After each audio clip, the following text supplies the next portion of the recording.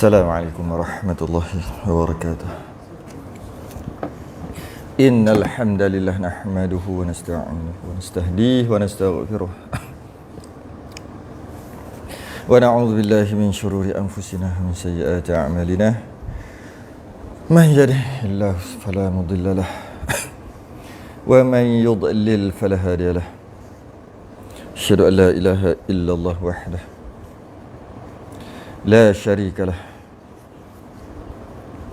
Asyhadu anna sayyidana Muhammadan 'abduhu wa rasuluhu. Allahumma shalli wa sallim wa barik ala sayyidina Muhammadin al-fatih lima ughliq wal khatim lima sabaq nasir al-haqq bil haqq wal hadi ila siratikal mustaqim.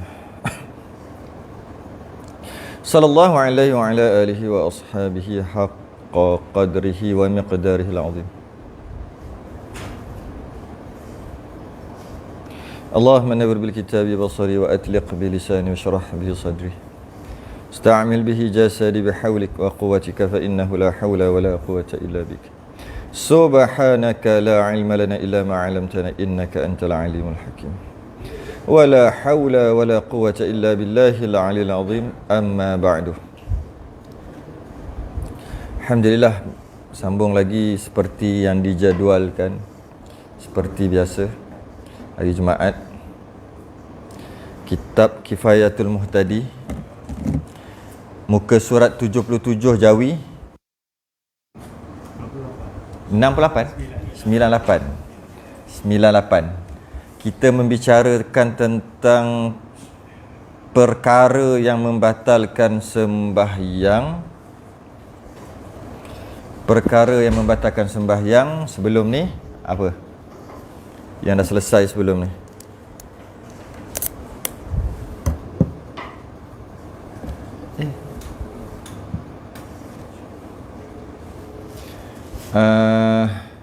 Jangan lebih satu rukun fi'li, jangan buat lebih daripada rukunnya.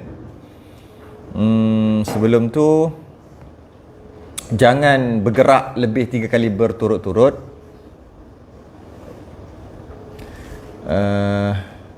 Jangan bercakap, termasuklah berdehem, jangan, tak boleh, semua batal tu. Okey, dah bahas sebelum ni kan. Itu je lah. Ni masuk pula yang seterusnya. Yang seterusnya, jangan makan minum. Qala al-ma'alif rahimahullah ta'ala. Jumpa kot yang musyad 77 tu. 1, 2, 3, 4, 5, 6, 7, 8, 9, 10. Sebelah daripada bawah. Yang rumi tu senang nak cari. Perkara yang membatalkan sembahyang juga. Kata pengarang, perkara yang membatalkan sembahyang yang seterusnya, dan dengan makan dan minum. Makan atau minum juga batal. Cuma tidaklah kita nak kata takkanlah tengah sembahyang ambil air minum. Takkanlah macam tu punya, tak reti. Jadi apa yang kita nak bahas ni? Kita nak bahaskan makan dan minum tapi tak sedar ianya makan dan minum. Ya itulah. Sebab tak mungkin orang tu tengah sembahyang tiba-tiba dia makan. Tak mungkin. Tak akan terjadi gitu. Kecuali baru masuk Islam. Ataupun tengah-tengah sembahyang dia minum. Tak mungkin. Jadi ni bincang pasal apa ni? Okay. Tentang tak boleh. Jika makan dan minum dalam sembahyang, batal sembahyang. Okay. Sama ada banyak atau sedikit. Sama ada makan atau minum tadi banyak atau sedikit. Kat sinilah perbahasan kita. Banyak atau sedikit. Makan banyak, tak mungkinlah makan banyak. Yang sedikit ni, yang tanpa disedari ni. Banyak atau sikit batal. Banyak atau sikit batal. Makan dalam sembahyang banyak atau sikit batal. Dia beza dengan puasa. Puasa kalau terlupa makan banyak pun tak batal. Kan? Makan sikit pun tak batal. Terlupa. Tu beza dia. Sembahyang makan banyak batal, makan sikit pun batal. Sengaja pun batal, tak sengaja pun batal secara umum. Tapi yang tak sengaja tu ada yang tak batal juga. Makan secara tidak sengaja, minum air 3 teguk ketika sembahyang secara tidak sengaja, batal. Dia batal. Jadi maknanya dalam sembahyang dia beza dengan puasa. Puasa kalau lupa, banyak pun tak batal, sikit pun tak batal, makan ketika puasa. Kalau sembahyang, makan dan minum, jika banyak, batal, sama ada sengaja ataupun tak sengaja. Cuma pelik lah macam mana tak sengaja makan banyak. Pelik lah. Bukan terlupa lah kot. Boleh lah. Boleh lah. Macam mana nak tengah sembahyang tiba-tiba terlupa tengah sembahyang dia makan. Macam tak boleh buat contoh kan. Nak minum air banyak. Gok. Macam mana? Tengah-tengah sembahyang tiba-tiba terlupa sembahyang. Dah bergerak batal sebab bergerak dah. Cuma hukum je lah, baca je lah hukum tu. Jadi kalau sikit macam mana? Kalau sikit tu ada bahas. Kita baca dulu sikit lah. Tengok macam mana. Dan jika air yang bercampur dengan air liur sekalipun. Hari ni nak baca bincang. Jika dianya bercampur dengan air liur, sekalipun, asalkan ada istilah dia panggil ain. Ada sesuatu yang ditelan, bukan air liur asli. Bukan pure punya air liur, tidak. Air liur yang telah bercampur. Bila dia bercampur dan bercampur tu banyaklah, dan dia telan, batal. Macam mana yang bercampur? Gusi berdarah tak basuh. Itu masalah lain, tapi tak sah juga. Tapi itu masalah lain, tak apa. Gusi berdarah. Kemudian bila berdarah, ini bukan yang darah tak berhenti. Cabut gigi ke apa, darah tak berhenti. Itu letak kapah, darah keluar pun, janji jangan telan je sah. Sebab itu darurat dah dia panggil. Ini bukan masalah darah tak berhenti. Dan juga ini masalah darah biasa. Kadang-kadang kan darah juga kan? Yang bukan penyakit. Bukan penyakit. Kalau penyakit gusi berdarah, dimaafkan telan kalau sikit. Gusi berdarah, dimaafkan telan kalau sikit. Kalau banyak pun tak maaf juga. Walaupun dia ada penyakit, batal lah. Kena sembahyang lain. Kalau dia cabut gigi apa semua, tak apa. Sebab darurat, tak boleh buat apa dah. Maka letaklah kapal, letaklah apa yang patut. Janji jangan telan. Darah banyak pun tetap juga sah sembahyang kerana darurat. Kalau tiba-tiba, sekali-sekala, bukan penyakit, tiba-tiba dia ada. Yang ni kita nak bahas. Macam mana? Maka dia wajib bersihkan mulut dia sampai suci. Jika gusi berdarah. Sebab dia bukan penyakit. Dia tiba-tiba je ada, sekali-sekala. Jadi sebelum sembahyang mesti dia koma dengan air mutlak. Kalau dia cuma ludah sampai putih, tak sah sembahyang dia. Dua sebab. Walaupun putih. Yang pertama sebab mulut bernajis. Mulut dah najis apa? Dah tak ada darah. Najis nak terangkat dengan cara basuhkan air mutlak kan? Lalukan air kan? Lalukan air mutlak. Lepas tu bila air tu lalu, air tu tak berubah bau, warna dan rasa, maka sucilah tempat tu. Sekarang ni mulut tu dah basuh tak dengan air mutlak? Belum. Maka dia panggil mulut mutanajis, mulut bernajis. Maka tak sah sembahyang kerana najis. Satu. Yang kedua, dia telan air liur tu. Air liur kena najis, kena dinding mulut, kena gusi. Gusi tu ada darah sebelum ni dan belum basuh lagi. Dia panggil najis apa? Najis hukmi kan?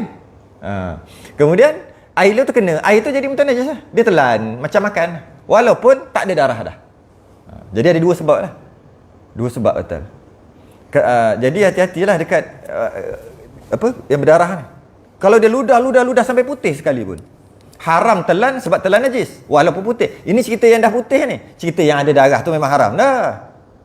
Yang putih ni. Jadi maknanya tak boleh lah ludah. Tak boleh. Kalau dia puasa, batal puasa tu. Walaupun putih. Kan kalau telan air liur tu, batal. Sebab najis. Jadi kena komoh. Yang dimaafkan bagi orang yang penyakit gusi sensitif. Darah. Itu maaf sebab tadilah dia dah penyakit kan. Kalau sekali-sekala tak maaf. Kena basuh. Kecuali mazhab Hanafi. Mazhab Hanafi tak ada masalah. Sah. Ludah sampai putih kira sah, kira suci. Sebab mazhab Hanafi nak menyucikan najis harus dengan apa jenis air sekalipun, sama ada air mutlak ataupun air tebu, air kelapa, air liur sekalipun. Mazhab Hanafi. Cik baik ya. Kalau dah buat dulu mazhab Hanafi. Okey. Sebab tu haram kalau biasa nah buat dulu. Tangan berdarah tu. Sebab tak boleh, haram hukumnya. Haram. Kecuali dia ada nilai perubatan. Ada nilai perubatan tak? Sebab bila kalau macam ni, kena patuk ular, berdarah sikit. Tu ada nilai perubatan kan? Sebab nak buang sedut, ya ke tidak tu? Boleh sedut itu. Boleh kan? Okey. Kalau boleh ada nilai perubatan tak kisahlah. Terbukti tak terbukti secara klinikal ke apa tak penting. Yang penting ada sebab perubatan, tak haram. Tapi kalau luka, haram hukumnya. Kerana memindahkan najis ke badan dengan sengaja hukumnya haram. Mana sebut banyak sebelum ni kan? Ada tai ayam, tengok tai ayam. Baru lagi ni, panah lagi tai ayam ni. Dia pun ambil hukumnya haram.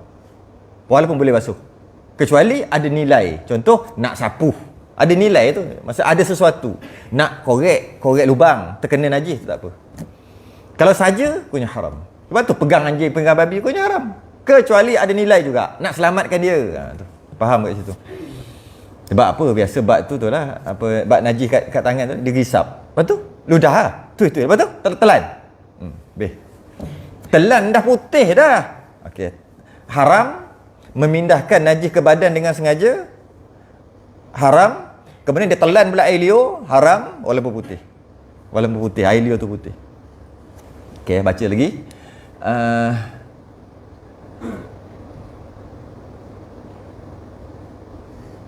Walaupun bercampur dengan air liur. Ada satu lagi. Biar dulu kat bawah ni. Melainkan jika ia jahil akan haramnya. Dah bincang lah sebelum ni kan, jahil tu maksudnya tak reti. Tak reti tu dia ada syarat. Untuk namanya jahil dia ada syarat. Nak jahil pun kena ada syarat. Cukup rukun jahil, maka dia jahil. Tak cukup rukun jahil, dia alim. Boleh tak? Menarik tak ayat dia tu? Kau ni tak cukup rukun jahil ni. Syarat sah jahil kau tak cukup. Jadi maka kau alim. Alim dalam istilah syarak. Apa dia rukun ataupun syarat sah jahil? Syarat sah jahil syarat sah jahil, ulama duk jauh. Tu syarat sah jahil tu. Kenapa kau tak tahu jahil ni? Sebab ulama duk jauh. Maksud jauh tu, jauh sama ada jauh fizikal ataupun jauh sekali dengan jauh lah. Tapi kalau ada telefon ni, dia tak jauh, dekat. Dekat dalam bilik, bawah katil pun boleh tengok. Dia panggil dekat, tak panggil jauh. Satu. Yang kedua, baru masuk Islam. Dua syarat, baru masuk Islam. Kenapa kau tak reti ni? Kenapa makan babi ni? Aku tak tahu, jahil. Pertama, ulama ada. Ulama ramai. Syarat pertama, tak ada syarat sah tu. Yang kedua, baru masuk Islam, baru 3 hari. Maaf. Itu syarat sah jahil dia panggil. Sama juga kita akan bahas muafiq masbuk yang tadi, bermula maghrib tadi. Dekat sini mula dah kitab muafiq masbuk. Sama juga kalau dah buat salah, mana salah? Kenapa? Tak reti. Tak reti tu jahil lah. Dimaaf ke tak? Sama juga syarat. Kau cukup tak syarat sah jahil ni? Sebab kalau jahil dimaafkan, sembahyang sah tak perlu qada. Walaupun dia salah muafiq masbuk. Tapi kalau tak cukup syarat sah jahil, maka dia kena qada. Walaupun berpuluh tahun dia sembahyang. Tapi taklah hari-hari masbuk. Cuma kiralah agak-agak lah masbuk dia berapa kali. Samalah jangan masalah ni. Pertama, syarat sah jahil. Pertama, ulama jauh. Yang kedua, apa tadi? Baru masuk Islam. Yang ketiga, dia tu jenis loading. Tak cukup data basic. Data basic. Dia tak pakai yang RM35 sebulan punya. Dia pakai yang basic, yang free. 512. Faham tak benda? Faham? Yang jalan tu, ni aku nak cakap tak boleh macam tu dia. Orang dah pergi makan, baru asal tak cakap. Lama ni kau loading. Slow. Jenis slow. Jadi tu syarat sah jahil. Jadi jika begitu, maka dia jahil, maaf. Tapi kalau ulama ramai di kawasan tu, dekat, dia bukan baru masuk Islam, dah lama masuk Islam ataupun Islam baka dan keturunan, tiba-tiba tak tahu. Nak kata dia loading, tak loading, belajar sampai universiti. Salah. kau alim. Kerana tak cukup syarat sah jahil, maka engkau alim. Bila alim tu maksud tahu, maka tak maaf. Maka tak maaf. Ini pun sama. Tak maaf sebab dia alim. Yang jahil ni yang datang mengaji ni. Yang tak datang tu alim. Alim ulama. Sebab tu dia tak datang. Maka kat sini jangan senang-senang kita menjahilkan diri sendiri ni. Tak apa, tak tahu. Kalau tahu takkan kita buat. Tak tahu. Oh, sedap dia letak. Cukupkan rukun jahil dulu. Barulah dapat subsidi jahil tu. Syarat sah jahil baru dapat. Kalau tak cukup syarat je, dia alim walaupun dia kata dia jahil. Dari segi syarat. Jahil akan haramnya. Haram telan tadi tu, air liur apa semua haram atau batas sembahyang tu dimaafkan bagi dia, tak batas sembahyang dia kerana jahil dan cukup syarat sah jahil. Atau dengan lupa. Lupa tak adalah, lupa memang betul-betul lupa lah. Bukan dilupa-lupakan kan, memang lupa. Maka maaf. Lupa apa ni? Akan keadaannya dalam sembahyang, dia lupa tengah sembahyang. Dia pergi makan minum. Sama juga, dobek dia sikit, dia akan sebut nanti. Banyak, lupa ke, tak lupa ke, tetap juga batal. Yang ini lupa. Tapi dobek dia, lupa apa? Lupa sedang sembahyang, dia pergi makan minum. Okey, maka tiada batal sembahyang. Tak batal lah. Sebab pertama jahil, ataupun lupa tengah sembahyang. Ada syarat. Dan iaitu jika sedikit. Sikit aja. Barang yang dimakannya, yang makan tu sikit ketika sembahyang tu. Ini yang biasa jadi. Gigi berlubang, tak pergi tampal. Takut dengan jarum. Nasi makan basmati. Masuk ke celah tu. Tak perasan. Komo-komo pun tak keluar. Tengah-tengah sembahyang, terkeluarlah pula dia. Dalam masjid nak ludah. Puih, itu. Lepas tu macam mana? Mainan ke dia? Letaklah kat sini kejap. Tak kat sini. Tak kat depan. Tak kat ni. Rakaat keempat hilang. Mana dia pergi? Cari-cari tak jumpa. Itulah kan. Cuma tu sikit ke banyak? Tengok dulu, baca dulu. Sebab sikit sebanyak dia ada dobek dia. Sikit, maka sikit. Tadi tak sengaja tadi, dia telan tadi. Tak sengaja, maka tak batal lah. Kalau banyak batal, walaupun tak sengaja. Sikit barang yang dimakannya dengan terlupa itu, dengan tak sengaja tu. Kalau sikit, banyak mana sikit nanti dia bincang. Maka jika banyak pada uruf, standard kan, mazhab Syafi'i uruf. Ulama yang tolong kita ni nak bagi tahu uruf dia macam ni. Tu sama juga dalam bab-bab yang lain, uruf. Cuma sekejap lagi dia akan bagi tahu uruf tu. Uruf ni apa? Kebiasaan ni apa? Kalau kita panggil 100 orang, kita kata banyak ke sikit? Yang ramai cakap tu lah masuk uruf. 100 tu saya letak je, dia bukan 100. Maksudnya ramai cakap gitu. Ramai cakap, ni banyak sikit. Sikit. 80 orang kata jumlah itu adalah sedikit. 20 orang kata jumlah itu adalah banyak. Maka dia adalah sedikit pada uruf. Tu. Cuma itulah ulama letaklah lepas ni. Dia tolong kita, tak apa. Maka jika banyak pada uruf, batal sembahyang. Walaupun terlupa, tak sengaja, batal juga. Dan makanan yang dibilangkan dia sedikit pada uruf itu, kata Al-Qadhi Husain, terima kasih pada Qadhi Husain mazhab Syafi'i, pendapat ulama besar mazhab Syafi'i. Dia tolong kita. Dia tahu kita nak fikir uruf apa sebanyak manalah uruf. Aku makan 3 pinggan. Kalau setengah pinggan tu uruf aku sikit, sudah fikir gitu. Macam mana? Ada orang makan, aku makan setengah pinggan nasi separuh aja. Maknanya 5 biji itu sikit pada orang. Payah orang nak fikir. Maka Qadhi Husain tolong kita. Terima kasih banyak-banyak kat dia. Iaitu barang yang kurang daripada biji lenga. Apa? Biji lenga. Orang lama apa? Biji lenga. Bukan selenga. Selenga tu lain. Lenga. Dia besar. Kalau Pak Wah dia Google sekejap ya. Pak Wah hilang pula. Dia bijan. Bijan. Dia macam bijan. Lenga ni rasa kena mengena dengan orang kat rumah boleh ni tak? Boleh bantu tak? Telur lalat. Lenga kan? Tadi tak beritahu. Bijan kan? Bijan tu memang ada dobek saya pun. Cuma nak beritahu lenga tu telur lalat tu yang tu. Putih-putih tu.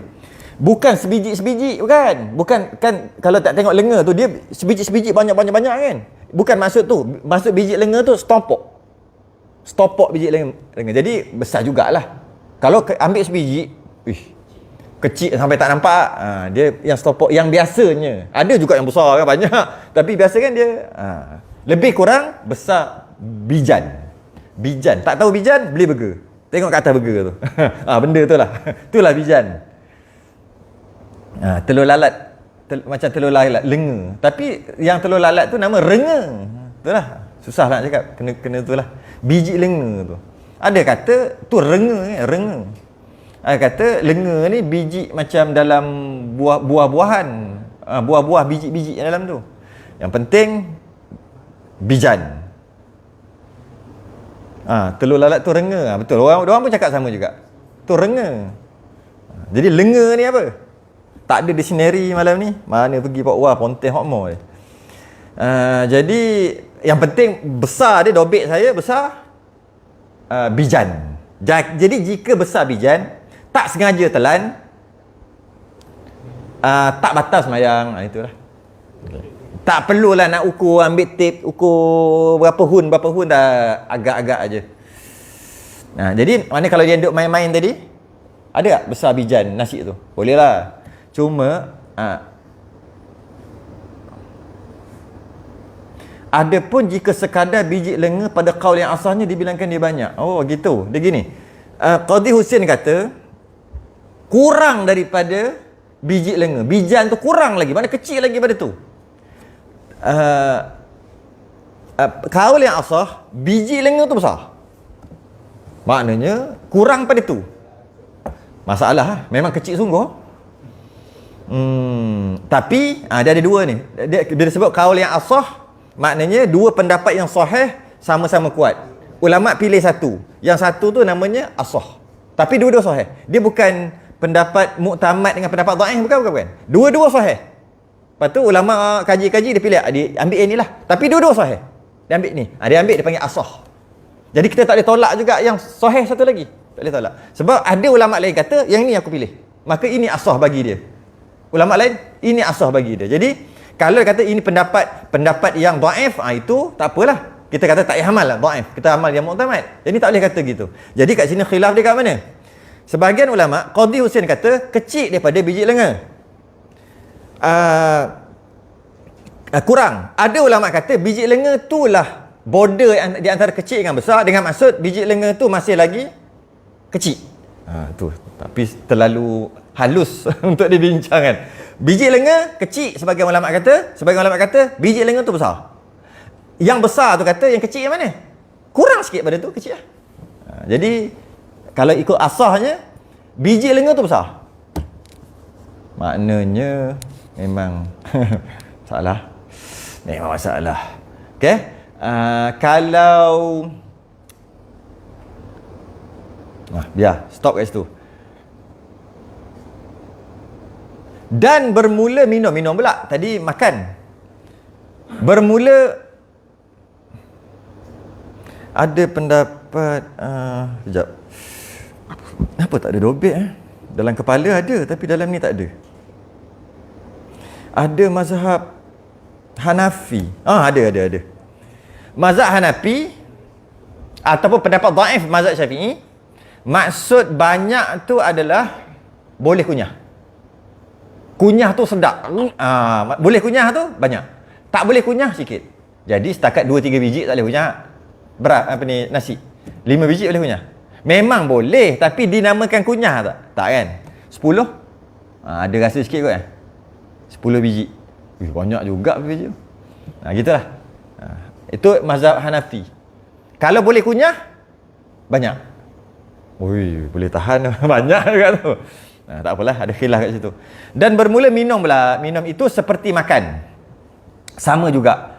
Cuma minum macam mana kita nak tahu besar mana tu. Tapi agak-agak macam makan juga. Maka apabila dikemamkan. Dia bagi contoh. Bila dikemamkan dikemamkan di dalam mulutnya. Sukar. Apa sukar? Sukar. Apa? Gula, sebiji gula. Orang Thailand ni kecil. Sakar. Sama tu. Sin kaf ra. Ni sukar, sama sakar. Gula lah, memang gula. Letak gula sebiji, lebih kurang biji lenga jugalah gula tu kan, sebiji kan. Okay. Maka tertelan hancurannya. Lama dia hilang, lepas tu telan. Batal sembahyang ni. Maknanya besar. Gula tu besar. Dia kena kecil daripada gula tu, baru namanya sikit. Baru namanya jika tertelan pun dimaaf. Sebab kecil daripada sebiji gula. Mak ai macam mana nak buat? Batal sembahyangnya jika besar gula. Besar sebiji gula. Bersalahan. Tu nanti dulu. Sukar tu gula. Okey, jadi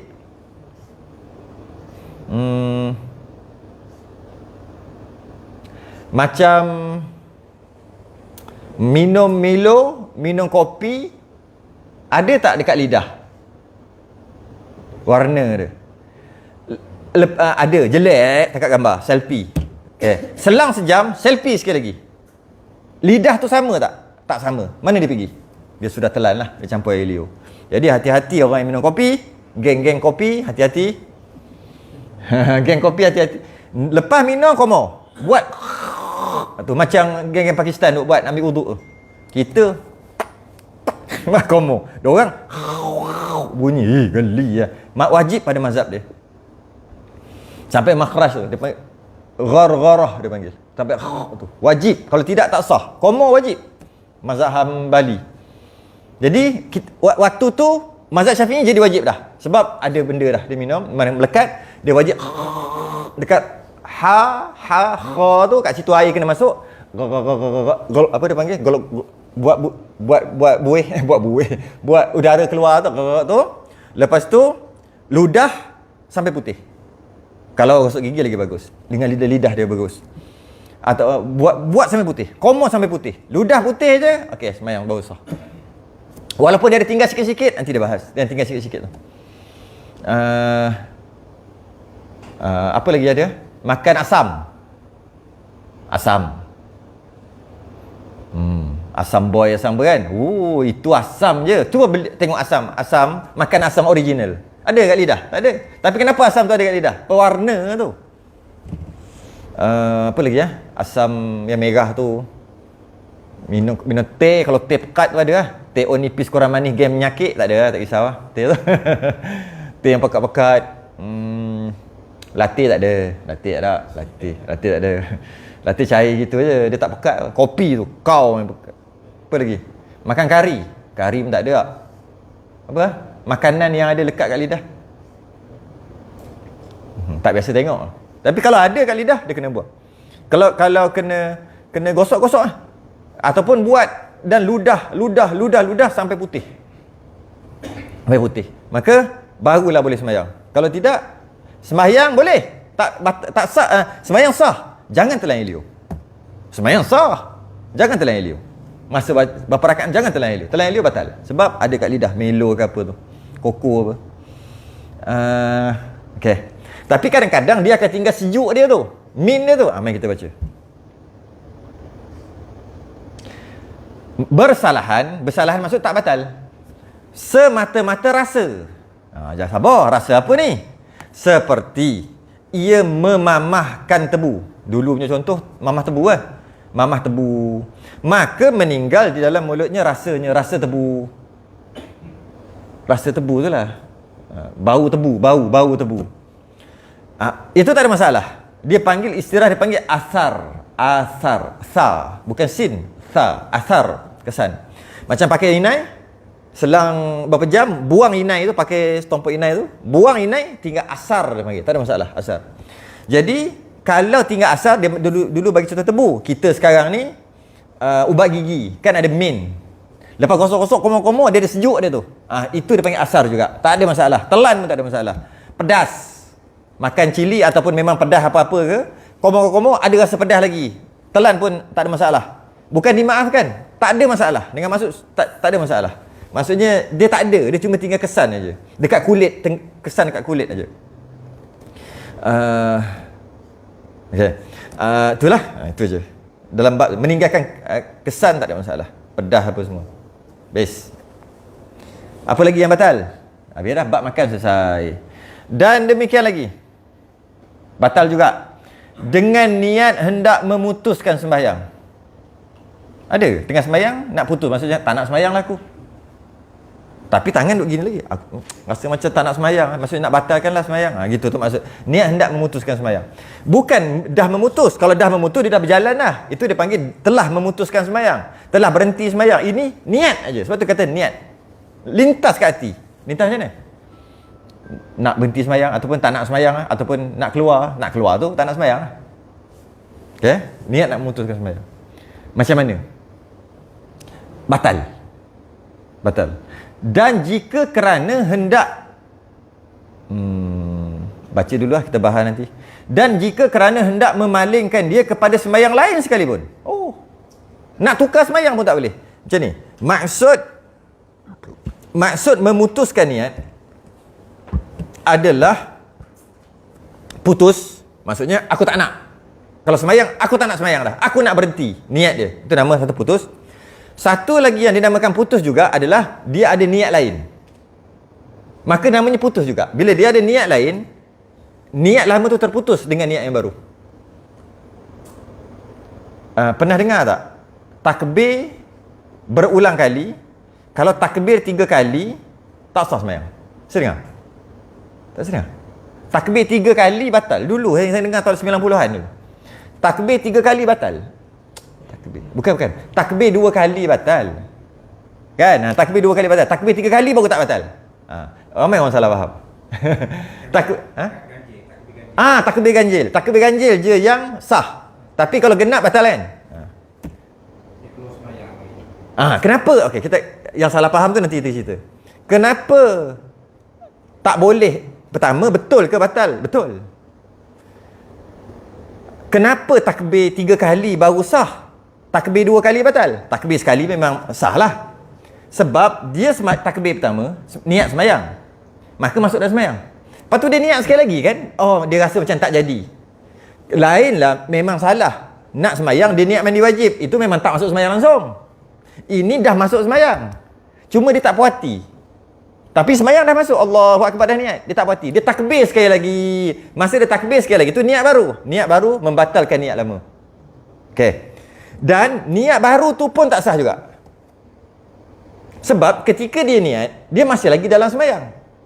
Dia nak niat kedua tu, dia masih lagi dalam sembahyang. Tapi dia kata dia tak puas hati dengan takbir tu. Maka dia niat sekali. Masa dia niat sekali lagi, niat kedua tu membatalkan niat yang pertama. Dan niat yang kedua juga batal. Jadi dia Allahu Akbar. Tak puas hati lah. Kalau dia yakin tak sah, tak apa. Aku tak niat fardu. Sedangkan niat sahaja aku sembahyang fardu isyak. Fardu ta'arud wajib. Dia saja aku sembahyang isyak. Allahu Akbar. Itu memang takbir kali kedua pun no problem. Sebab yang pertama pun memang tak sah. Ini tak, sahaja aku sembahyang fardu isyak, dah betul dah. Tapi tak puas. Mungkin Allah tak adalah yang dia tak puas. Dia pun tak tangan bawah, Allahu Akbar. Niat sama juga macam tadi. Maka niat pertama batal kerana niat kedua masuk dah. Dan niat kedua juga tak kira. Sebab tu kena niat 3 kali. Nak dia pun macam mana? Orang yang salah faham. Allahu Akbar. Tak puas hati ya. Dia pun Allahu Akbar. Allahu Akbar. Itu salah faham. Bukan buat gitu. Kerana takbir yang kedua pun dah hukumnya haram. Takbir yang kedua tu haram. Maksudnya tak boleh batalkan. Takbir yang tak boleh niat, tak boleh takbir sekali lagi. Tak boleh takbir sekali lagi. Dia pergi takbir 3 kali. Silap faham kat situ. Tapi betul, tapi silap faham. Berdosa dia takbir kali kedua kerana dengan takbir kali kedua telah membatalkan niat yang pertama. Dengan niat yang kedua telah membatalkan niat yang pertama. Betul sah bila takbir 3 kali. Betul tak sah kalau takbir 2 kali. Betul. Tapi bukan suruh buat begitu. Sepatutnya penyelesaiannya jangan takbir 2 kali. Bukan takbir 3 kali. Faham? Okey. Was-was pun sama. Was-was pun tak diterima. Tak. Okey. Kalau orang was-was, Allahu Akbar, dia was-was. Bila sebut was-was, dia bukan bila sebut was-was ni memang tak terima syarak. Dia bukan yakin tak sah. Bukan. Kalau dia yakin tak sah, tu bukan was-was, memang tak sah. Maknanya ada gangguan. Was-was ni gangguan. Bila gitu, dalam mana-mana hukum yang berkaitan dengan was-was memang tak dikira. Nanti masuk muafiq masbuk nanti pun dikira juga. Adakah orang yang was-was baca Fatihah apa semua tu dia dikira? Tak kira, tak dimaafkan 3 rukun panjang. Dia hanya dimaafkan 2 rukun. Bab tu nantilah. Bab was-was tak maaf. Jadi dia kena macam mana? Aku yakin tak sah. Settle lah. Kalau was-was sepatutnya berobat. Pertama, berobat dengan hukum fiqh. Cara nak berobat dia adalah dengan ilmu fiqh. Was-was ubat dia hukum fiqh. Dia bukan berobat dengan ulang balik. Ulang tu dia panggil bela setan was-was tu. Kalau dia ulang balik, dia kata apa? Macam lebih baik apa? Berjaga-jaga, lebih baik lagi pun bukannya susah pun kan. Allah, tak kebir aja ataupun apa-apalah. Was-was bab wuduk ke mandi wajib sama semua ni. Alah, buat je balik. Bukan susah pun. Lagi pun ianya lebih baik kan. Lebih baik lah. Lebih yakin. Tak. Cara nak berobat bukan ulang balik was-was tu, tidak. Cara nak berobat hukum fiqh. Hukum fiqh kata apa? Jangan layan. Hati ni macam ni. Habislah macam-macam hati. Hukum fiqh kata apa? Jangan layan. Jangan. Lawan. Dia tak. Dia ikut setan tu. Takbir sekali lagi. Bau puas hati. Okey. Kali kedua, kali ketiga, kali keempat, makin parah, berjangkit daripada semayang, pergi mandi wajib, pergi wuduk, berjangkit sampai ke nak tutup lampu pun berjangkit. Dia pergi dapur, minum air sebab tengah malam, naik nak tidur, tadi aku tutup lampu ke tak? Turun balik tengok, dah tutup, naik balik, ada penyakit sampai ke situ, dia boleh jadi berjangkit. Asalnya daripada layan setan was-was tu. Layan dia. Jadi cara nak berobat dia dengan cara apa? Dengan cara hukum fiqh. Takbir Allah, was-was tu. Macam mana nak berobat dia? Bukan dengan takbir sampai jadi, bukan. Itu bela setan, bagi makan sampai gemuk. Tak. Caranya ni ikut hukum fiqh. Hukum fiqh kata apa? Mazhab Syafi'i qasad ta'arud ta'yin memang payah sikit. Mazhab lain? Tu hukum fiqh. Mazhab lain kata tak apa, niat kat luar pun boleh. Maksudnya niat di luar sembahyang pun boleh. Lepas tu takbir kosong aja, tak apa. Maka mazhab Syafi'i ambil nak perobat sekejap dalam masa sebulan 2, dibenarkan pakai mazhab lain untuk perobat. Masa waktu kuarantin. Maka dia duduk kat bucu tu. Apa pasal? Niat tak masuk lagi. Tunggu, jangan duduk kat sini. Ganggu orang, berdosa, ganggu orang, nampak huduh. Mazhab Syafi'i nampak macam menyusahkan sebab dia. Habis duduk seorang, termenung aja. Waladdallin amin. Dah masuk niat dah. Nasihat lagi kat saf. Allahu Akbar, kosong. Tak ada niat, tak apa. Niat tadi kira. Pada mazhab Maliki, niat lambat sikit sah. Maksudnya niat dulu baru masuk.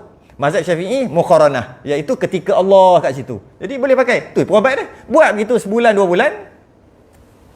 Selesai. Kalau layan, belalah. Tak boleh juga, dah 3 bulan dah. Tetap juga penyakit yang sama. Pakai hukum fiqh lagi. Macam mana? Masuk saf, sembahyang, takbir aja. Habis kalau tak masuk juga, jangan layan. Habis tu kalau hati tu bergelodak, tak masuk niat. Macam nak selesai? Cakap dengan diri sendiri dalam hati, kali ni aku nak sembahyang yang tak sah sembahyang. Setan ni semua ni lawan setan. Aku nak sembahyang yang tak sah kali ni. Nak try tengok macam mana. Setan jadi pening. Aku cakap sembahyang tak sah, dia pula nak sembahyang tak sah. Buat 3-4 kali, sembuh. Itu hukum fiqh. Tapi jangan layan. Ramai orang layan. Bela makin gemuk setan tu. Makin kuat dia dah tahu gini. Makin menyusahkan hidup, nampak agama jadi payah. Sebab dia salah perobat. Orang suruh buang setan, dia pergi bela setan tu, jin tu. Jadi tu was-was. Tu kalau was-was. Was-was kebanyakan tak diterima. Jadi maksud caranya macam mana? Jika takbir banyak ni, takbir sekali, was-was, jangan layan. Jangan layan. Sembahyang dalam keadaan hati bergelodak sekalipun sampai habis. Jangan layan. Sekejap je, selesai. Tapi tu lah, setan kuat oi. Dia memang duk layan dia je. Niat nak putuskan sembahyang. Jadi sebab apa? Sebab ada niat lain. Contoh lagi, kita bahas kuliah malam kita akan detailkan lebih daripada kuliah maghrib. Orang ambil wuduk, basuh muka, tangan, kepala, kaki tak basuh lagi. Saya pernah bagi contoh ni. Bagi contoh yang sama, nak tahu ingat ke tak ingat? Orang dulu. Ni contoh dulu. Tahun 60-an. Tahun masa Mak Kilau. Okay. Okay. Muka, tangan, kepala, kaki tak basuh. Kenapa? Waktu tu paip susah. Semua pakai telaga, ambil air. Jadi pergi ke surau. Balasah, pergilah masjid mana. Selipar waktu tu pun kira tak pakai selipar. Senang cerita. Kalau pakai selipar pun habis. Kaki dah habis penuh dengan selut. Jadi kalau dia basuh kaki dekat rumah, nanti kena basuh lagi. Selut tak pakai selipar ke ataupun pakai selipar selut. Jadi rugi air. Bukan macam air paip macam sekarang. Kesianlah orang masjid, orang surau dia nak angkat. Walaupun ada kan. Jadi macam mana? Muka, tangan, kepala, kaki basuh kat surau, boleh tak? Pertama boleh tak? Boleh. Sebab mualat berturut-turut hukumnya sunat, tak wajib. Pergi jalan, kaki kotor ni. Sampai-sampai nak masuk ni, basuh. Sah tak? Tadi kata boleh kan? Sah kan? Okey. Belum tentu sah. Belum tentu sah basuhan kaki dia. Sekarang, dia niat apa? Basuh kaki. Dia niat nak basuh kaki kotor. Tak kira basuh. Tu nak cerita pasal niat tadi tu. Sebab ada niat lain. Niat apa? Niat basuh kaki. Tapi kalau niat basuh kaki wuduk, bukan basuh kaki kotor. Basuh kaki wuduk sekali dengan kotor tak apa. Ni tak, kotor basuh. Basuh dah naik. Allah, turun balik basuh kaki sekali lagi. Sebab dah ada niat lain dah. Dah ada niat lain. Nak beritahu ada niat lain, dia memutuskan niat yang pertama. Masa lepas nak basuh balik, turun balik nak basuh kaki dengan niat nak wuduk, niat sambung. Boleh. Sebab wuduk tak kisah kalau potong-potong. Cuma makruh lah kalau sengaja. Semayang boleh potong-potong? Tak boleh, batal. Itu batal lah. Okay. Okay. Sekali kerana hendak memaling dia kepada semayang lain. Semayang lain tu maksudnya termasuklah semayang lain tu semayang yang sama tapi dia niat lain. Tu kira semayang lain lah juga yang kata 3 kali tadi tu. Melainkan, yang ni boleh. Berpaling niat. Melainkan kepada sunat mutlak. Semayang sunat mutlak. Apabila ia semayang munfarid. Solat sunat mutlak ni niatnya aku semayang. Saja aku semayang. Kan? Kalau bersebab ada niat dia. Kalau qabliyah ba'diyah ni dia tak boleh aku semayang. Tak boleh, tak jadi. Usalli, Allahu akbar, tak jadi. Semayang qabliyah ba'diyah. Dia kena usalli apa? Semayang apa? Tapi ada sejenis semayang dia usalli je, saja aku semayang. Dia panggil solat sunat mutlak, solat sunat tak ada sebab apa, tak ada waktu apa, memang saja nak semayang. Mutlak. Jadi kenapa? Jadi orang yang sembahyang, contohnya sembahyang fardu, kemudian dia memalingkan niat, memutuskan niat sembahyang dia kepada sembahyang lain, iaitu sembahyang sunat mutlak. Sahaja, yang itu je boleh, yang lain tak boleh. Maka tak batal. Apabila ia sembahyang munfarid, ialah dia kena sembahyang seorang okey, itu biar. Jadi maknanya boleh. Tengah sembahyang fardu atas sebab-sebab yang tertentu, dia bagi contoh apa? Tiba-tiba ada orang sembahyang jemaah. Dia sembahyang seorang. Tak ada orang. Tiba ada orang sembahyang jemaah. Itu sebab dia. Dia pun sebenarnya bukan sebab tu, sebab lain-lain pun boleh. Terlupa nak tadi panaskan enjin kereta, tak parking kat luar. Bukan kat luar tu. Luar pagar. Basuh kereta, panaskan. Betul terlupa sembahyang. Tengah sembahyang tu. Ish, ni macam sedekah ni. Macam pencuri tak susah payah. Buka masuk gear je. Siap dah tolong panaskan kereta. Nak menyelamatkan harta. Boleh batalkan? Boleh. Tapi taklah berbahaya macam kebakaran. Kalau kebakaran, tak payah berpaling-paling niat, lari ajalah. Banjir apa semua. Tapi yang ini boleh lagi. Boleh lagi kejap cepat-cepat ke boleh lagi. Maka sebenarnya kalau dalam bab menyelamatkan harta, dia nak batalkan boleh. Cuma taklah kritikal sangat enjin hidup dengan rumah terbakar. Lain dengan tu. Cuma kalau nak pun boleh. Menyelamatkan harta, menyelamatkan nyawa, mengelakkan daripada hilang manfaat anggota, maka boleh batalkan begitu saja sembahyang. Tiba-tiba dia teringat, kita ambil contoh tu lah. Terlupa nak pasang pagar dekat anak ke. Anak kan ada pagar tu, kalau dia pergi masuk pergi mana-mana, tu antara keselamatan tu. Boleh dia nak batalkan. Cuma boleh juga buat macam ni. Okay? Yang dia bagi contoh, ada sembahyang jemaah kat tiba-tiba ada, alamak, ruginya aku, sayangnya aku sembahyang seorang. Maka dia nak batalkan tak boleh. Membatalkan solat fardu punya haram. Apa-apa ibadah fardu haram batalkan. Berdosa. Walaupun dengan niat nak sembahyang balik, hukumnya haram. Macam tadilah takbir 2 kali tu haram yang takbir kedua kerana membatalkan ibadah wajib. Kemudian dia nak macam mana ni nak batal, tak boleh, tapi rugi tu ada sebab. Macam tadi kebakaran ke banjir ke boleh, ataupun banjir jauh lagi, kebakaran tak. Macam tadilah nak tutup enjin, nak tutup air bising, bunyi yang pakai zaman dulu kan. Zaman sekarang dia jetak sendiri tak. Yang dulu kan bunyi bising. Oi, ini buatnya meletup ke, contohlah. Buatlah masalah yang tak berapa kritikal sangat tapi agak kritikal juga. Jadi macam mana nak buat? Dia boleh tukar semayang fardu dia kepada sunat mutlak. Maksudnya niat, aku tak jadi dah semayang Zuhur, sekarang ni semayang sunat mutlak. Boleh? Ketika solat tu. Sebab kalau batalkan saja, kalaulah benda tu bukan kritikal, berdosa. Dia kena kritikal sungguh, maksudnya berbahaya, darurat sungguh, barulah boleh batalkan sengaja kan. Apa? Boleh. Kalau benda-benda, kalau ada jemaah, dia bagi contoh jemaah, tak kritikal pun, semayang seorang pun sah. Jadi kerana tu kena wajib tukar kepada solat sunat. Jadi kena tengok kadar tu tak. Selain daripada tu apa? Orang datang rumah. Besar kecil orang datang rumah. Assalamualaikum. Nak bayar hutang nak bayar hutang. 10 tahun dah hutang. Oh, yang itu. Lepas ni dia lagi bila 10 tahun pula jumpa. Okey, agak kritikal tu, tukar semayang.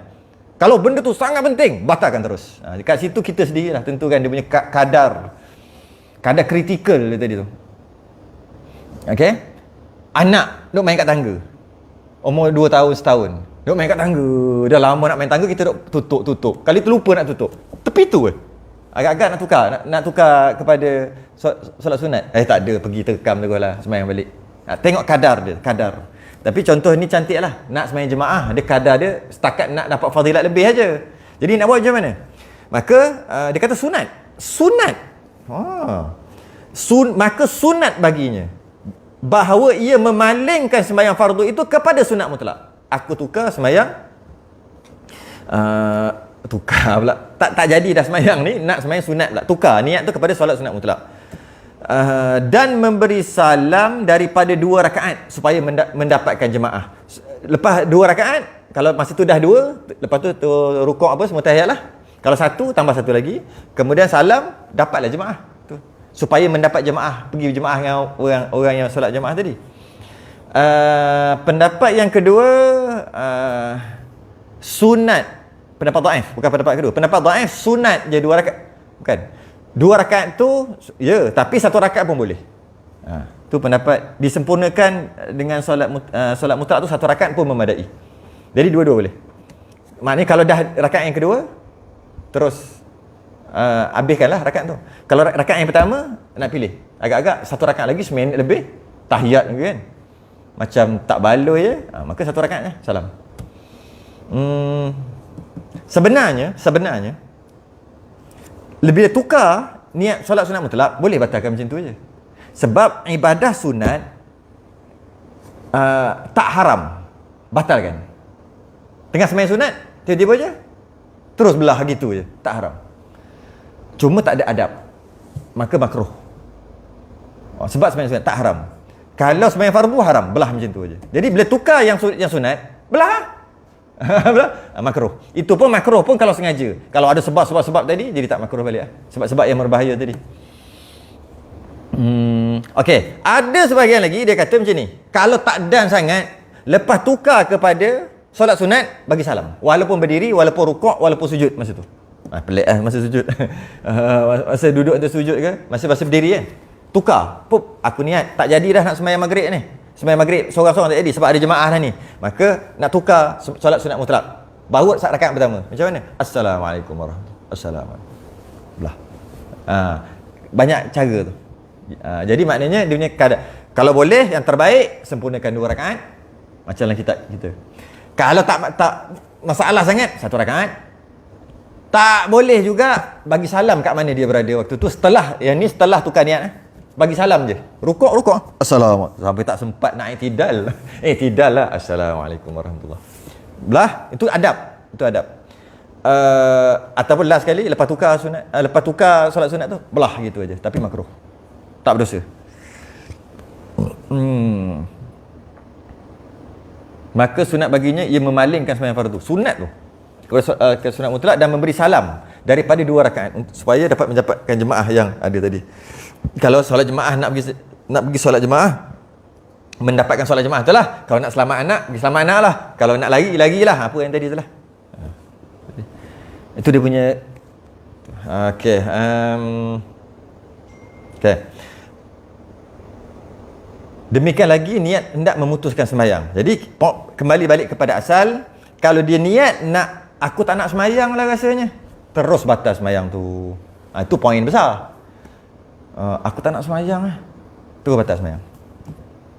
Nak batalkan sembahyang lah, terus batal sembahyang. Aku nak batal jika, itu akan datang. Ni kat sini. Dan demikian lagi dibatalkan dengan digantung. Dia panggil ta'liq. Ta'liq macam gantung nikah apa? Lepas nikah tu yang baca tu, ta'liq kan. Dia panggil talak gantung pelik bunyi. Talak gantung Yang baca lepas tu, jika suami ni 4 bulan maka gini, maka jatuhlah talak satu.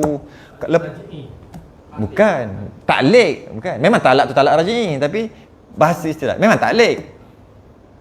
Ta'liq. Ta'liq nikah. Lafaz ta'liq. Lafaz ta'liq. Ta'liq apa? Ta'liq tu gantung. Ta'liq apa? Ta'liq nikah. Ni ta'liq juga. Digantungkan tu ta'liq. Jadi maknanya, yang kata lafaz ta'liq nikah tu, gantung tu. Gantung macam mana? Baru aku terima nikah, baru sah, tak sampai sejam. Rasanya 5 minit tak sampai, terus dia suruh cerai. Macam tu lah. Itu ada orang marah, tak boleh. Tapi tu undang-undang kena ikut. Tapi ada orang marah. Kita baru kahwin 5 minit, dia duduk sibuk cerai. Dia tak tahu itu untuk orang perempuan tu. Kalau laki tu gantung tak bertali, hilang ke mana, kena makan rimau ke apa ke, kena makan jos ke apa ke, kena makan syak ke apa ke, macam mana ni isteri ni? Mana boleh kahwin lain? Sebab tu nak buat, cuma memanglah dianya tak wajib buat gitu, tapi dah kerajaan suruh jadi wajib lah. Jadi wajib aridi lah, wajib mendatang, wajib kerana diwajibkan. Ta'liq tu, dia kata baru 5 minit, marah dia. Baru 5 minit kahwin, cerita pasal cerai. Kalau semua laki baik tak apa. Jika apa, itu cerai tu, cerai gantung.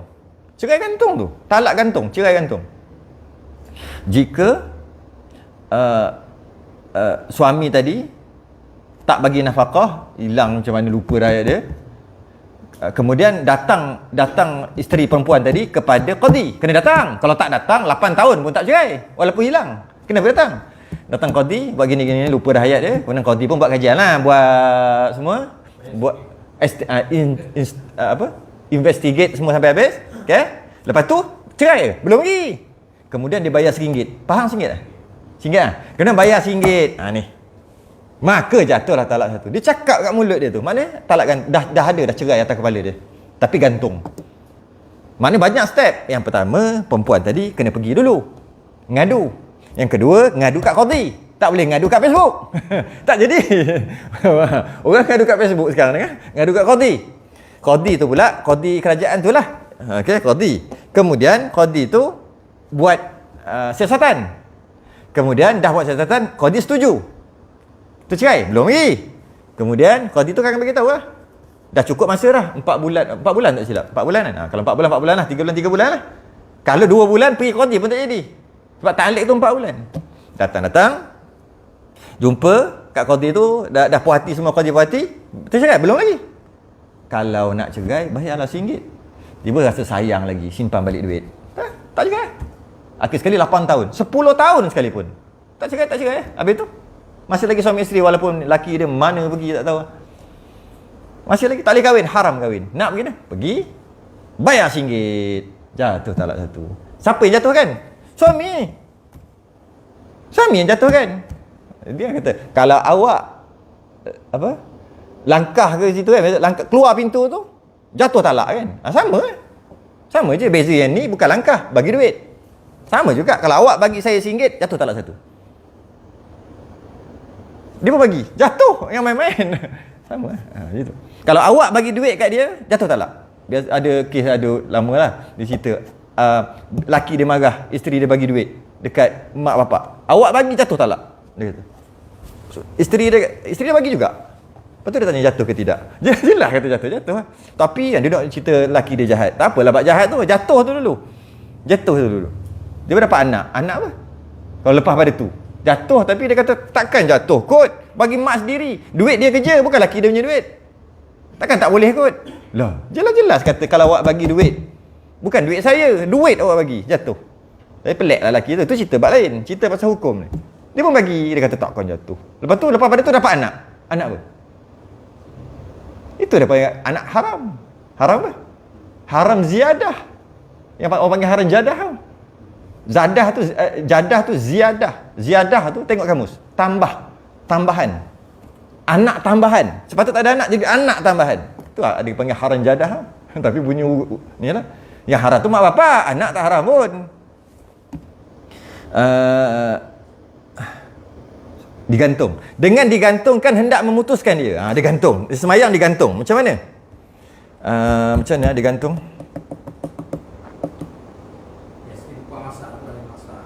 Dia tengah masak. Dia masak ke dia masak air lah. Semayang. Kalau bunyi aku nak batalkan tutup air lah. Tak payah bunyi.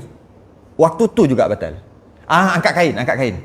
Dia jamur kain semua dah nak kering dah. Nak angkat ke? Asar dah ni.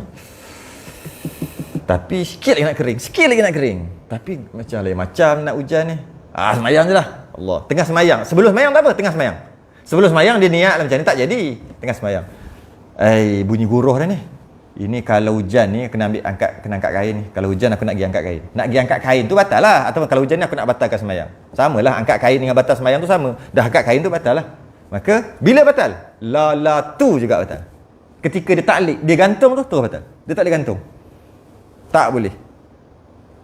Kalau laki aku balik, aku nak batalkan semayang. Sebab nak jemaah dengan dia. Contoh lah. Buat tak kisahlah sebab tu. Laki aku balik nak batalkan semayang ni. Masa dia niat macam tu, batal terus. Tapi kalau dia niat sebelum, semayang dulu. Nanti kalau dia balik, batalkanlah. Memang tak boleh batalkan. Mana boleh haram kan batal. Semayang je lah asar dulu. Kalau dia balik nanti batal. Tapi tak semayang lagi. Allahu Akbar. Itu tak apa. Dalam semayang tu jangan ada taklid. Luar tak apa. Tak apa tu pun memang tak boleh. Tapi taklah berdosa. Tapi tak boleh. Mana boleh batalkan taklid macam tu? Tak boleh. Cuma tak batal lah. Sebab dia buat tu di luar semayang. Ada JNT nak datang ni. Kalau JNT pet aku batal semayang. Tak payah JNT datang. Batal tu juga.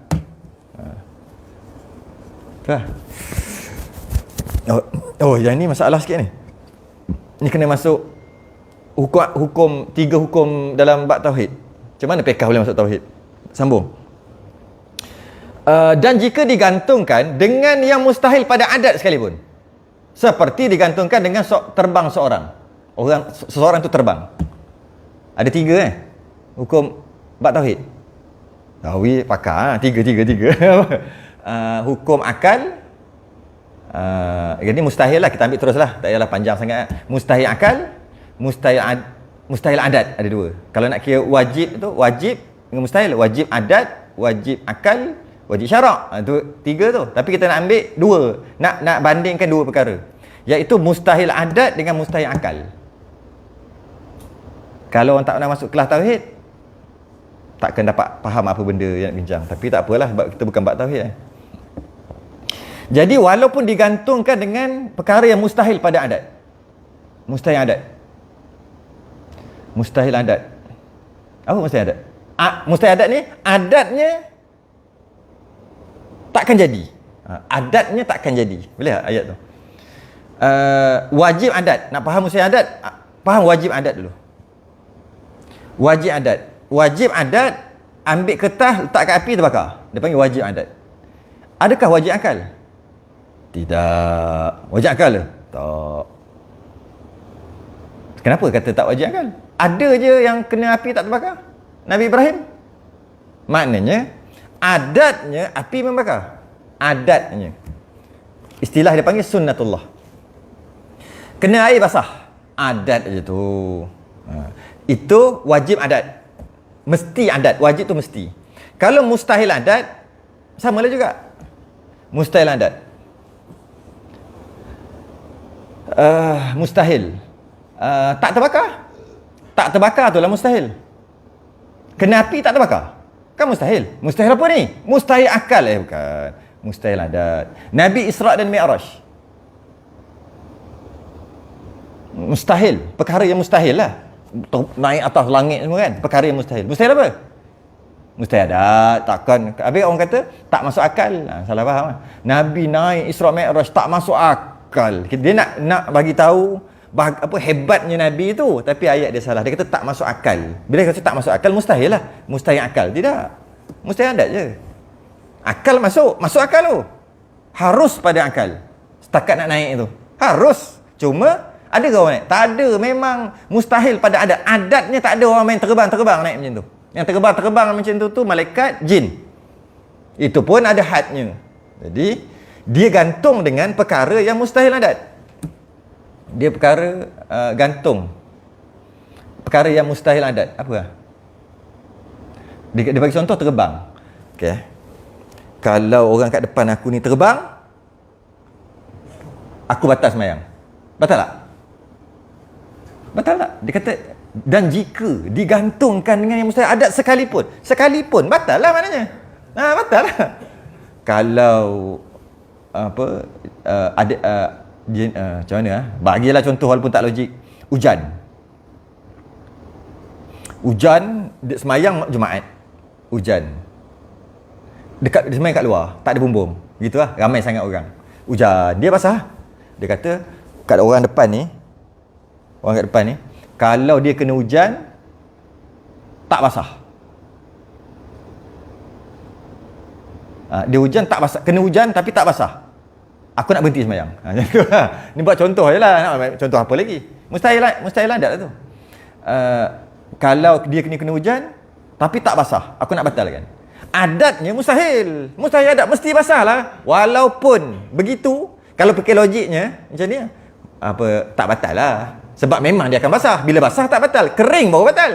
Tapi takkan jadi mustahil. Mustahil apa? Mustahil adat. Sepatutnya tak batal. Tak. Batal juga. Nak kita tu. Batal juga. Buatlah contoh-contoh apa pun. Terbang tu paling. Kalau dia boleh terbang, kalau dia terbang, dia boleh terbang, aku nak batalkan sembahyang. Tak imam terbang. Kalau tak imam depan ni terbang, aku nak batal sembahyang. Batal masa tu juga. Walaupun terbang tu adalah mustahil, tapi mustahil adat. Tapi kalau mustahil akal, tak batal. Macam ni? Mustahil akal tak batal. Dobit saya mustahil akal. Dia tak ada dalam kitab. Macam mana mustahil akal? Tak batal. Payah nak bagi contoh. Mustahil akal tak batal. Apa yang mustahil akal lah? Mustahil akal. Tak masuk akal. Biasanya berkaitan ketuhanan je buat mustahil akal ni. Nak cari yang berkaitan dengan bukan ketuhanan. Takkan tiba-tiba dia, kalau Allah ada dua, aku batal sembahyang. Pelik sangat nak bagi contoh tu. Sebab memang mustahil pun. Mustahil tu bukan mustahil adat tu, mustahil akal. Allah ada dua atau Tuhan ada dua. Tapi bagi contoh tu macam pelik. Tapi kalau mustahil akal, kalau mustahil akal tak batal. Mustahil adat je batal. Kalau dia gantung. Cuma tak sempat nak fikir contoh apa. Apa? Dalam masalah ni lah, masalah makhluk. Sebab biasa kalau mustahil akal semua ketuhanan je kan. Tapi ada buat makhluk. Tak sempat nak fikir. Kalau dia gantungkan dengan perkara yang mustahil akal, maka sembahyang dia sah lagi. Cuma ni apa benda ni, merepek je lah kalau buat ni. Cuma inilah hukum dia. Mustahil adat, gantung mustahil adat, batal. Gantung dekat mustahil adat, batal. Gantung dekat mustahil akal, tak batal. Carilah contoh macam ni pun nanti. Okay.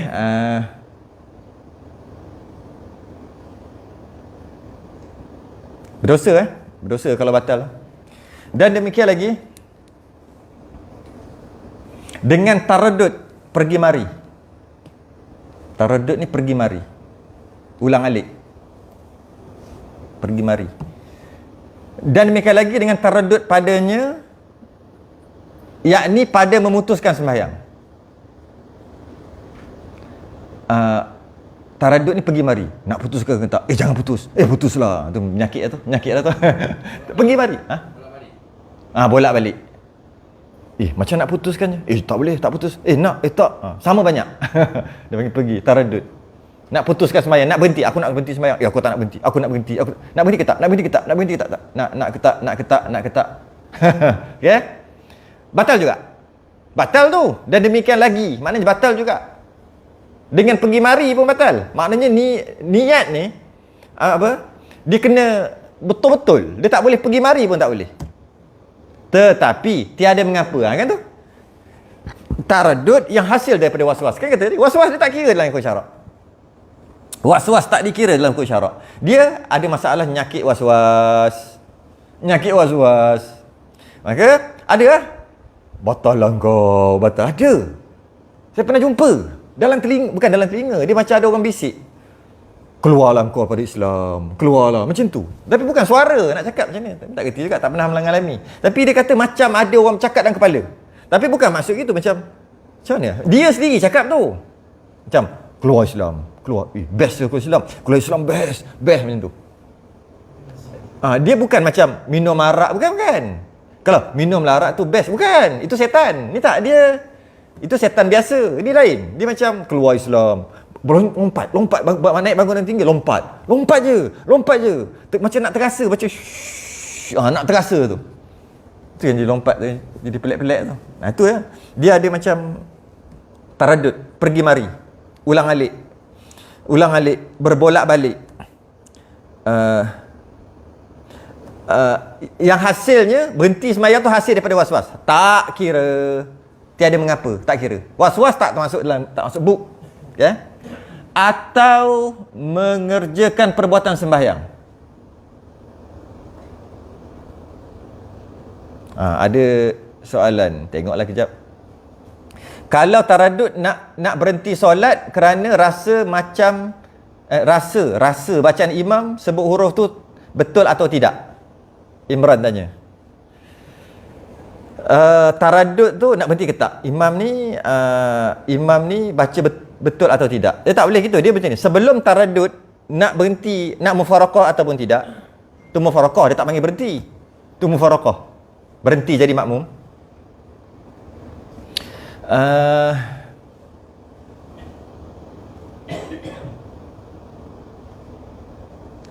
Ni. Ni orang Kuantan ni lagi. Jika sejadah tak bergerak dan tak diam, aku keluar solat. Okey, boleh. Kita tengok. Ni. Rahman. Abdul Rahman. Dia duduk mana? Dungu Kemaman. Dia bagi. Betul lah tu. Boleh lah. Patut dia kena ada sini. Dulu dia selalu ada. Ini tengok online tak ada online. Tak ada. Dia kata gini. Jika sejadah tak bergerak dan tak diam, aku keluar solat. Itu dia panggil mustahil akal. Kena ngaji tauhid waktu pun faham. Yang kata tadi, kalau mustahil akal, tak batal. Tapi bodoh kerja. Buat apa benda? Buat kerja apa ni? Okey. Kalau sejadah dengan mayang ni, kalau sejadah aku bergerak pun tak, diam pun tak. Diam tu tak bergerak lah. Bergerak pun tak bergerak pun tak. Aku keluar semayang. Aku berhenti semayang. Aku tak nak semayang. Batal tak? Tak batal. Sebab mustahil akal. Sejadah bergerak pun tidak, diam pun tidak. Mustahil tak? Mustahil lah. Kalau dia bergerak, mestilah tak diam. Kalau diam, tak bergerak, diam. Kalau diam, mestilah tak bergerak. Tiba-tiba dia bergerak pun tak bergerak pun tak. Bergerak pun tak, diam pun tak. Mustahil. Mustahil apa? Bukan anda tu, akal. Cantik lah. Tapi itulah pelik Contoh pelik tak ada orang. Cuma nak faham masalah je. Kalau taradud nak berhenti solat kerana rasa bacaan imam, dia masalah lagi. Kalau dia rasa bacaan imam, dia rasa kejap dulu. Sebelum taradud tadi, dia rasa bacaan imam. Dia tak boleh rasa. Dia kena yakin bacaan imam tu tak sah. Maksudnya bacaan imam tu salah yang menyebabkan tak sah. Maka bila tak sah, dia kata imam tak sah. Bila dia kata imam tak sah kerana bacaan salah, maka dia tak boleh ikut. Orang lain yang rasa betul, boleh ikut. Jadi dia tak boleh, dia bergantung pada diri sendiri. Dia kata, imam tak sah sebenarnya imam tu, baca salah. Baca salah yang tak sah. Sebab ada baca salah yang sah. Lahan khafi dia panggil. Kesalahan kecil, sah sembahyang. Tapi dia kata imam ni baca salah sampai tak sah. Dia yang kata tu, dia tak boleh ikut. Dia tak ada taradud, tak taradud. Memang tak boleh ikut sebab dia kata imam. Walaupun imam Mekah sekalipun. Imam Mekah ni mazhab apa ni? Oh, dia pegang bini dia sebelum semayang. Maknanya batal wuduk, dia tak ambil wuduk balik. Kan mazhab kan dia kena ada syahwat baru batal. Dia yakin begitu imam itu, dia tak boleh ikut. Yang kita tak tahu ni, semayang je lah, tak tahu duk fikir apa, nak main yakin-yakin gitu. Semayang sebab tu boleh je semayang. Ini tak, dia yakin imam tak sah, maka makmum tadi tak boleh ikut. Orang lain yakin tak ada fikir apa pun, imam sah ke tak fikir pun imam sah. Dia tak fikir pun benda tu, maka dia boleh ikut, sah semayang dia. Dia ni tetap ikut juga, tapi dalam hati dia kata imam tak sah. Sebab imam pegang bini, contohlah apa-apa yang dia fikirkan. Maka semua sah, dia seorang tak sah. Sebab nak ikut imam, wajib yakin imam tu sah. Jadi, dalam masalah soalan tadi, taradud nak berhenti solat ke tak? Bukan nak berhenti, nak mufaraqah. Nak mufaraqah ke tak? Sebab imam baca betul tak? Kejap, imam tu betul ke tak? Tak tahulah. Sebab betul kot, tak betul macam tak betul. Kalau macam-macam macam tu, tak betul lagi. Maksudnya, ikut. Dia kena yakin. Kadang-kadang telinga kita sound trouble. Kadang-kadang mic masalah. Macam-macam masalah. Banyak. Jadi oleh sebab tu, dia yakin dah. Nah 3 kali dah. Yakin dah. Sejak pada tu, automatik dia kena mufaraqah ataupun termufaraqah dengan sendiri, dia tak boleh ikut dah. Jadi tak adalah masalah taradud nak berhenti ke tidak. Kalau dia taradud nak berhenti ataupun tidak, maknanya dia tak yakin lagi imam tu batal. Maka bila tak yakin imam batal, ikut. Okey, sikit-sikit lah jawab soalan sini. Ni hari lain. Okey.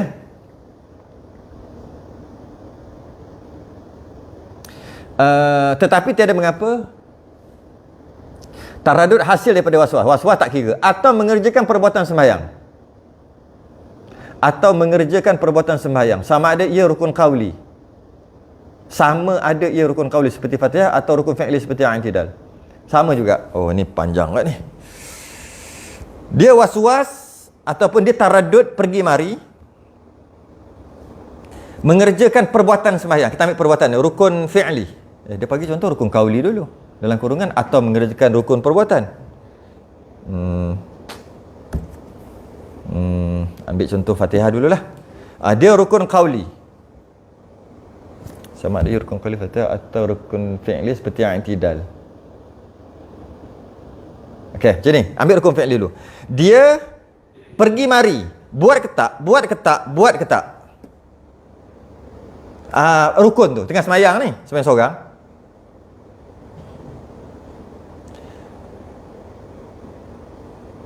Kena baca sampai habis .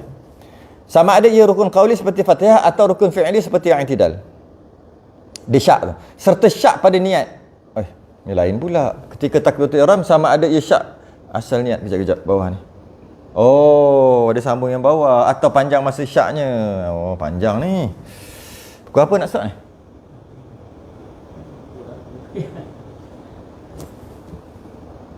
Jangan lebih lah. Nak kena stesen panjang ni sampai ke bawah. Taradud padanya yakni memutuskan sembahyang tetapi tiada mengapa taradud hasil pada waswas. Selesai dah. Atau mengerjakan perbuatan sembahyang. Kita baca sikit sini. Ini panjang ni. Dia niat, bukan, dia taradud dari segi rukun fi'li. Dah sujud ke belum? Sujud tadi sekali ke dua kali? Sekali ke dua kali? Ketika itu dia berada dah rakaat seterusnya lah, berdiri tengah baca Fatihah tu. Tadi pergi mari. Sekali ke dua kali sujud? Mana kalau sekali, dia tak ada duduk di antara dua sujud, dia tak ada sujud yang kedua, tu baru sekali. Takkan ada sujud pertama, ada duduk di antara dua sujud, tapi tak ada sujud kedua. Boleh? Boleh tak? Tak boleh lah. Dia biasa sujud, terus bangun. Maka bila bangun, dia tak ada duduk di antara dua sujud, dia tak ada sujud. Ada? Boleh tak? Dia yakin dua sujud, tapi yang dia taradud tu duduk di antara dua sujud. Boleh tak? Tak boleh lah. Tak boleh lah. Jadi kena pandai, kena pakai akal, kena pandai fikir. Jadi katalah dia sujud sekali, dia taradud sujud sekali ke dua kali. Ketika tu dia dah berdiri. Okay? Dan dia biarkan. Dia sebenarnya sambung kat bawah ni. Sama ada isyak pada niat. Niat tu kita tinggal kejap. Atau panjang masa syaknya. Oh ni panjang ni, tak apa. Jadi dia pun apa dia perlu buat? Apa dia perlu buat? Masa ni tadi sujud sekali ke dua kali? Sekali ke dua kali. Dia tak boleh pergi bukan. Dia tak boleh rukuk. Dia kena duduk dekat mana rukun, dekat mana dia berada sekarang, iaitu tengah berdiri. Dan dia kena buat keputusan. Dapat tak keyakinan sujud dua kali? Sebab tadi satu dua taraduk pergi baris. Satu dua, satu dua, satu dua. Dapat tak keyakinan? Tunggu. Ada jangka masa. Dia akan sebut kat bawah nanti jangka masa. Berapa masa dia? Sekira-kira lulus padanya satu rukun. Kena baca lompat-lompat untuk faham ni. Kalau baca straight tak faham. Sekira-kira lulus padanya satu rukun. Lulus padanya satu rukun. Satu rukun berapa saat? Lulus. Boleh masuk satu rukun. Satu rukun. Rukun apa sama ada ia sempurnakan padanya satu rukun qauli atau tiada. Maknanya satu rukun secara umum. Daripada berdiri nak ke rukuk, satu rukun. Lulus padanya satu rukun. Rukuk lah kita ambil. Berapa saat? Satu rukun yang janji sah 2 saat je kan? Allah, pendeknya.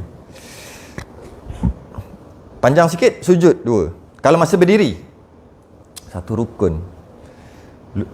Tapi perjalanan nak pergi lagi, campur lagi 3 saat, 4 saat. Macam banyak sangat. 3 saat lah. 3 saat. Okay. Dalam masa 3 saat, dia kena buat keputusan. Bukan, dia kena ambil keyakinan ada tak sujud 2 kali. Jika dapat keyakinan dalam masa 3 saat, oh dia sujud 2 kali. Tadi pergi mari, dah tak pergi mari dah. 2. Teruskan sembahyang macam biasa. Tapi dalam masa 3 saat tu, masih lagi pergi mari, dah 3 dah ni. Lepas ni batal. Jika dia tunggu lagi, batal.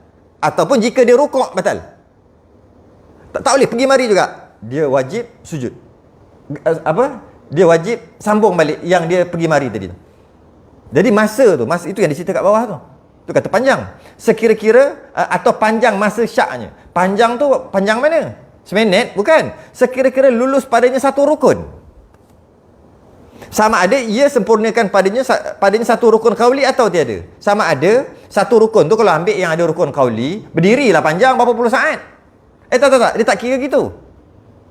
Dia tak kira. Dia kira biasanya satu rukun berapa lama? Biasanya satu rukun. Tu kata ambil 3 saat tadi. Jadi dalam masa 3 saat dia kena ambil keyakinan. Dapat keyakinan, teruskan sembahyang. Dah 3 saat keyakinan duk pergi mari, dia kena sujud. Wajib dia sujud. Sebab pergi mari tadi tak kira. Dia yang yakin berapa kali sujud? Sekali. Maka sekali lah. Macam mana nak ambil terus? Boleh duduk terus? Tak boleh. Tak boleh duduk terus. Duduk di antara 2 sujud tak boleh. Dia kena pergi dekat sebelum tu. Sebelum tu, iaitu sujud. Okey? Sujud, baru dia duduk di antara sujud. Lepas tu sujud yang kedua. Lepas tu baru naik rakaat seterusnya. Kenapa? Dalam masa 3 saat, dia tak dapat letak. Aku dah 2 kali sujud. Dia kena pergi balik. Tu lah. Tu kata panjang kan ni. Okey? Itu kalau rukun perbuatan. Macam tu juga yang lain. Rukuk. Kalau ambil jauh sikit lah. Ambil jauh sikit. Sujud. Rukuk. Rukuk. I'tidal. Macam tak logik contoh i'tidal. Rukuk. Buat je lah contoh. Ketika tahiyat akhir, dia terlupa tadi rukuk ke tak. Contoh pelik pun buat je lah, nak bagi contoh aja. Fil alamin innaka hamidum majid. Tadi rukuk ke tak? Pergi mari. 3 saat dia ada masa. Lebih batal.